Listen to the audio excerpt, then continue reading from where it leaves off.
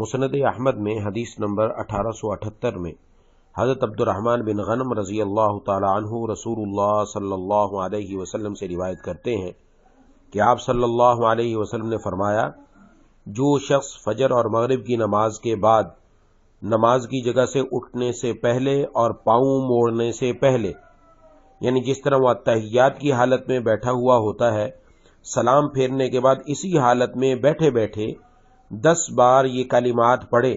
لا الہ الا اللہ وحدہ لا شریک لہ، لہ الملک ولہ الحمد بیدہ الخیر، یحیی ویمیت وہو علی کل شیء قدیر، تو اللہ تبارک و تعالی یہ کلمہ ایک بار پڑھنے پر اس بندے کو 10 نیکیاں عطا فرمائیں گے۔ تو 10 مرتبہ پڑھے گا تو 100 نیکیاں لکھی جائیں گی، اور ایک بار پڑھنے پر 10 گناہ معاف کر دیے جائیں گے، 10 مرتبہ پڑھنے پر 100 گناہ معاف کر دیے جائیں گے، اور ایک بار پڑھنے پر 10 درجات بلند کر دیے جائیں گے، یعنی 10 مرتبہ پڑھنے پر 100 درجات بلند ہوں گے۔ تو گویا جو بندہ یہ کلمہ فجر اور مغرب کی نماز کے بعد پڑھے گا تو اللہ تبارک و تعالی 10 مرتبہ پڑھنے پر 100 نیکیاں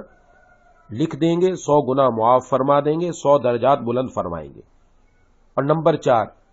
اللہ تعالیٰ اس کی ہر بری چیز یعنی ہر آفت سے حفاظت فرمائیں گے۔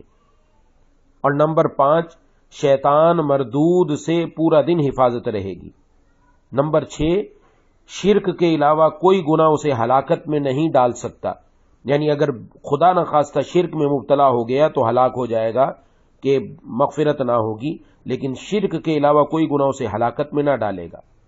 اور نمبر 7، وہ شخص عمل کے اعتبار سے لوگوں میں سب سے بہتر ہوگا سوائے اس آدمی کے جو اس سے زیادہ افضل عمل کرے۔ اللہ تعالی ہم سب کو اس پر عمل کرنے کی توفیق عطا فرمائے۔